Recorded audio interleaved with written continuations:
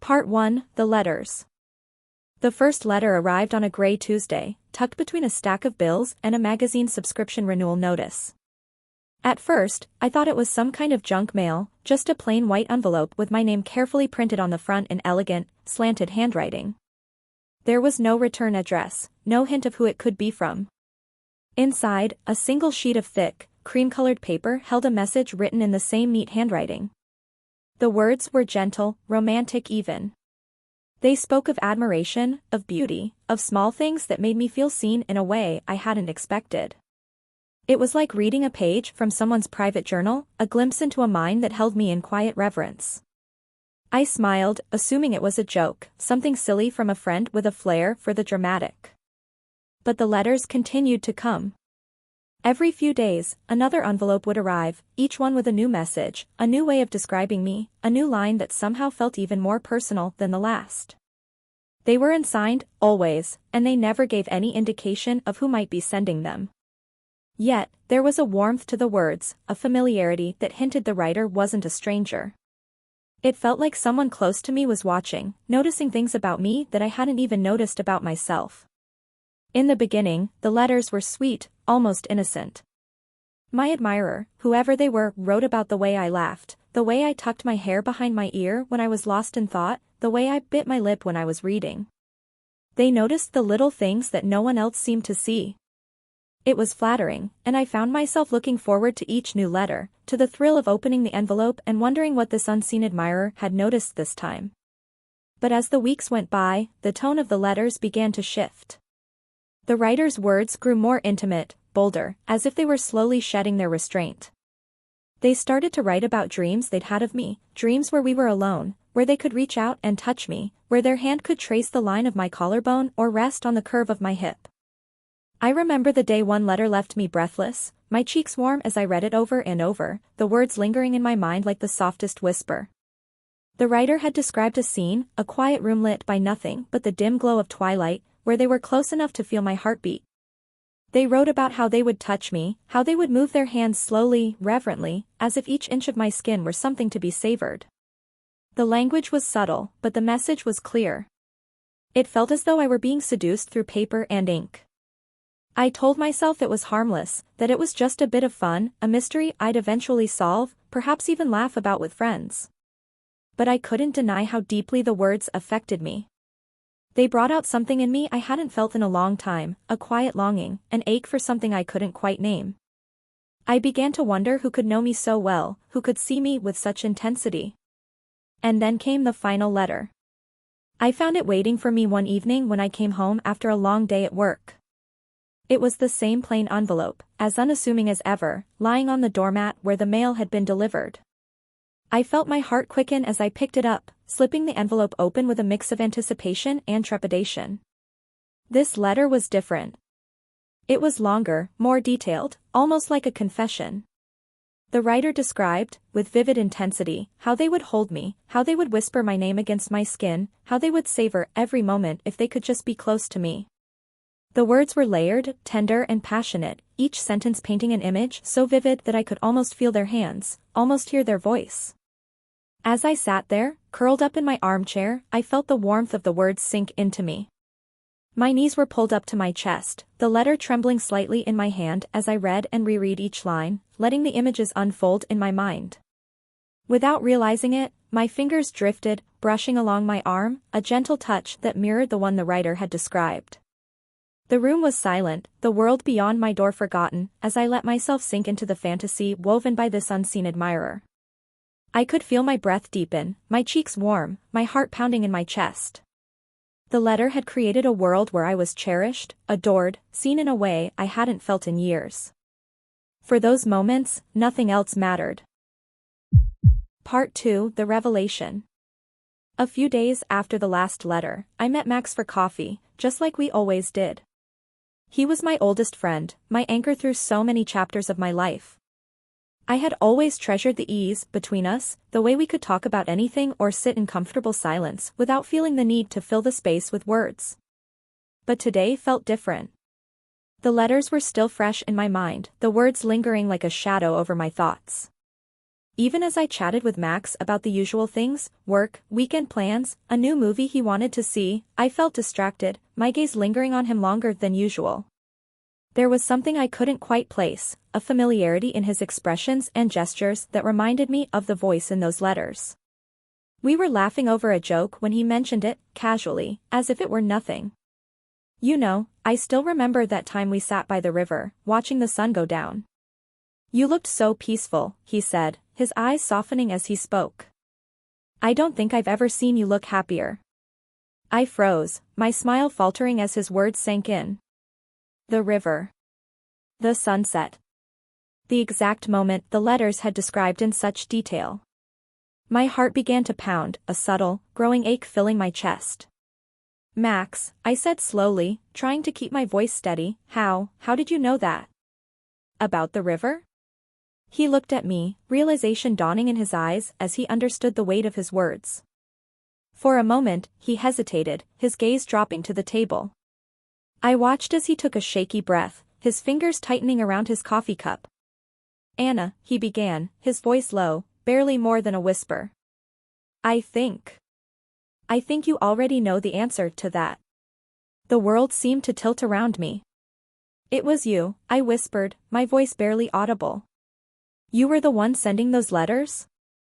Max nodded, looking almost relieved, as if a burden he'd been carrying for too long was finally slipping from his shoulders. Yes, he admitted. It was me. I couldn't find words, my thoughts tangling between confusion and shock. Max, my best friend, the person I'd always trusted, always turned to, had been writing those letters. Letters that had grown increasingly intimate, increasingly passionate. I felt a flush rise to my cheeks as I remembered the words, the way they had made me feel. I know it was wrong, he continued, his voice thick with regret. I know I shouldn't have done it. But, Anna. I needed a way to tell you how I felt. I was afraid that if I said it out loud, I'd lose you. I stared at him, the weight of his confession sinking in. Max, you're married, I managed, the words coming out almost like an accusation. What about Olivia? He looked away, guilt etched into every line of his face. I know. And I hate myself for betraying her, for letting it get this far. But things between us, they haven't been the same for a long time. And you've always been there, Anna. Somewhere along the line, my feelings for you became more than just friendship. His words hung between us, charged with a tension that felt both thrilling and painful. I wanted to be angry, to tell him this was wrong. But a part of me couldn't deny the thrill that had surged through me each time I opened those letters, the way his words had lingered in my mind.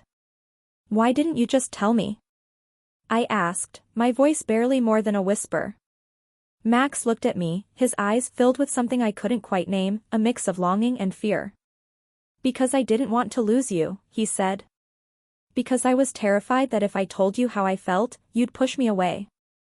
I thought, maybe this way, I could show you a part of myself, the part that's been longing for you. We sat in silence, the world around us fading as the weight of his words settled over us. And then, without warning, he reached across the table, his hand gently covering mine. I felt a warmth spread through me, a feeling both familiar and startlingly new. Anna, he whispered, his voice barely audible. I'm sorry. But I can't pretend anymore. And before I could respond, before I could even process his words, he leaned across the small space between us, his gaze locked on mine, and pressed his lips to mine. The kiss was gentle, tentative, as if he were giving me every chance to pull away. I knew I should stop him, knew this was crossing a line we could never uncross. But in that moment, I couldn't think, couldn't breathe. All I could feel was the warmth of his hand, the softness of his lips, the years of unspoken words passing between us in a single, stolen kiss. When we finally pulled apart, his eyes searched mine, filled with an unspoken question. But I couldn't answer. I could barely breathe, the weight of what had just happened settling over us, so much bigger than either of us could handle. Max, we can't, I whispered, my voice trembling. This isn't right. He nodded, looking down, resignation crossing his face. I know, he murmured. But I don't know how to make these feelings go away. We sat in silence, the enormity of what had just happened settling over us. And I knew that our friendship had changed forever. The letters had opened a door between us, and no matter how much we wanted to, we couldn't close it again. Part 3, Olivia's Suspicions. Olivia had always trusted Max. In the years they'd been together, she had seen him through the highest of highs and the lowest of lows. They had built a life together, filled with routines, shared laughter, and the small intimacies that came from years of marriage. But lately, there was a distance between them that she couldn't ignore, a sense that he was slipping away from her, little by little. It started with small things. Max would come home later than usual, distracted, and instead of the easy conversations they once shared over dinner, he'd often retreat into silence, his mind clearly somewhere else. When Olivia asked him how his day had been, he'd respond vaguely, barely meeting her gaze. And then there were the phone calls, he'd step out of the room to answer them, or he'd lower his voice, speaking in a tone that felt oddly intimate, even if she couldn't make out the words. One night, as they lay in bed, Max was looking at his phone, his face illuminated by its soft glow. Olivia watched him out of the corner of her eye, pretending to be asleep. He was smiling, a quiet, almost wistful smile that she hadn't seen in a long time. And when he put the phone down, he sighed deeply, almost as if he were relieved. She waited for him to turn towards her, to reach for her the way he always had before falling asleep. But he didn't. He simply turned his back to her, slipping into silence. A knot of dread began to form in her stomach. She tried to push it down, to tell herself that she was being paranoid. But the doubts grew stronger with each passing day. She began to notice other changes, the small, subtle things. The way he'd dress a bit more carefully before leaving for work drinks. The way he'd suddenly stop smiling when she walked into the room if he'd been looking at his phone. It felt like pieces of a puzzle that didn't quite fit, yet somehow formed an image that terrified her. Finally, one evening, as Max was in the shower, Olivia couldn't hold back her suspicions any longer. She took his phone from the bedside table, her hands trembling as she unlocked it. She hated that she was doing this, that she'd come to this point of distrust, but something in her heart whispered that she needed to know. Scrolling through his messages, she didn't find anything obvious at first, no incriminating conversations, no mysterious new contacts. But then, she noticed a series of deleted messages in his inbox, leaving odd gaps in the timeline of his conversations. Her heart pounded as she tried to piece together what he might be hiding. The thought that he'd gone out of his way to erase certain messages only deepened her fear. Her mind raced, and she began to check his calendar, his recent calls. Each clue was subtle, but it was enough. Max was hiding something, and whatever it was, he was going to great lengths to keep it from her. Over the next few days, Olivia found herself watching him more closely. She started paying attention to the places he said he was going, the people he claimed he was meeting. And then, as she grew more desperate, she even started driving by those places, her heart hammering as she scanned the crowd, hoping she was wrong. One evening, she followed him to a quiet cafe on the other side of town. She parked down the street, out of sight, and watched as he went inside. A few minutes later, she saw Anna enter, her best friend, looking around as if searching for someone. Olivia's heart sank. She watched as Anna found Max, the two of them sitting together at a secluded table near the back, their heads close as they spoke. They looked comfortable, familiar in a way that twisted something deep inside her. It couldn't be Anna, her best friend. The idea seemed unthinkable, but the evidence was there, unfolding right in front of her eyes. They were leaning in, talking in low voices, with an intimacy that Olivia hadn't seen between them before. She watched, frozen, unable to tear her gaze away, even though it felt like her world was crumbling around her. After they left, Olivia sat in her car, numb with shock. She couldn't drive, couldn't think, couldn't breathe. The pieces had fallen into place, forming a truth she couldn't ignore. But she needed more, she needed to be certain. Part of her still hoped, desperately, that there was some other explanation. The next day, when Max left for work, she went to Anna's apartment. Under the guise of borrowing a book, she casually looked around the room, hoping to find something, anything, that could confirm or disprove her suspicions. And then she saw it, sitting on Anna's desk, a small stack of envelopes, with one of them partially open. She recognized Max's handwriting instantly, the familiar slant of his letters that she'd seen 1,000 times before. Her hand shook as she pulled the letter from its envelope, her heart breaking with each line. The words were intimate, filled with admiration and longing. He described moments he'd shared with Anna, moments that had clearly meant more to him than she'd ever realized. And as she read further, Olivia felt tears slipping down her cheeks. The letters. Those anonymous, love-filled letters that spoke of longing and passion, they hadn't been sent to her. They'd been sent to Anna, from Max. Olivia dropped the letter, her mind racing as she tried to process it all.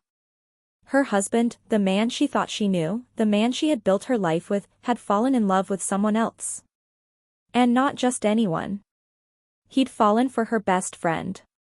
The betrayal was so deep, so profound, that for a moment, she couldn't move. She could barely breathe. It felt as though the ground had opened up beneath her, pulling her down into a darkness she hadn't known existed. Part 4, The Confrontation. Olivia spent the next few days in a haze of betrayal and anger. The weight of what she'd uncovered pressed down on her, making it impossible to focus on anything else. She barely slept, her mind racing with questions and images she wished she could erase. But one thought rose above all the others: she needed to talk to Anna. She needed to hear the truth from her best friend's own lips, to understand how this betrayal could have happened. On a rainy afternoon, Olivia sent Anna a message, asking to meet at a small, secluded cafe on the edge of town. She chose the location carefully, somewhere away from familiar faces, a neutral ground where they could talk without fear of being overheard. When Anna walked into the cafe, she spotted Olivia immediately, sitting stiffly in a corner booth, her face pale and her expression unreadable. Olivia watched as Anna hesitated, a flash of uncertainty crossing her face before she made her way over to the table and sat down across from her. "Olivia, what's wrong?" Anna asked, her voice soft, concerned. She could see the tension in Olivia's posture, the way her hands were clenched on the table. Olivia looked at her, her gaze cold and unwavering. "I know, Anna," she said, her voice barely above a whisper, but heavy with emotion. "I know everything." Anna's eyes widened, confusion and then panic flickering across her face. "What do you mean?" "I know about the letters." "I know they were from Max," Olivia continued, her voice trembling slightly. "I know you two have been meeting behind my back. I know that he's fallen for you." Anna's face went pale, her hand instinctively going to her mouth. "Olivia, it's not what you think. I didn't ask for this. I didn't want this to happen." Olivia's gaze didn't soften. "But it did happen, Anna. You're supposed to be my best friend. I trusted you with everything. And instead, you and my husband," she trailed off, unable to finish the sentence, her voice breaking with the pain of it all. Anna's eyes filled with tears. "I swear, I didn't mean for this to happen. I didn't even know it was him at first. Those letters, they started coming out of nowhere. They were anonymous, and at first, I thought it was some kind of prank or a secret admirer. But then I realized it was Max. He told me how he felt, and I didn't know how to handle it. I didn't want to hurt you." Olivia clenched her jaw, struggling to hold back the anger that bubbled up inside her. "But you didn't stop it, did you?" she whispered, her voice thick with hurt. "You let it continue. You let him believe he could replace what he's missing in our marriage with you." Anna looked away, guilt written all over her face. "I didn't encourage him, Olivia. I told him it was wrong. I told him he should focus on his marriage, on you. But he kept saying that things had changed between you two, that he felt lost, that he found something in me that he didn't know how to find with you anymore." Olivia shook her head, disbelief flashing in her eyes. "So this is my fault now? Because our marriage hit a rough patch, because I didn't, what? Pay him enough attention?"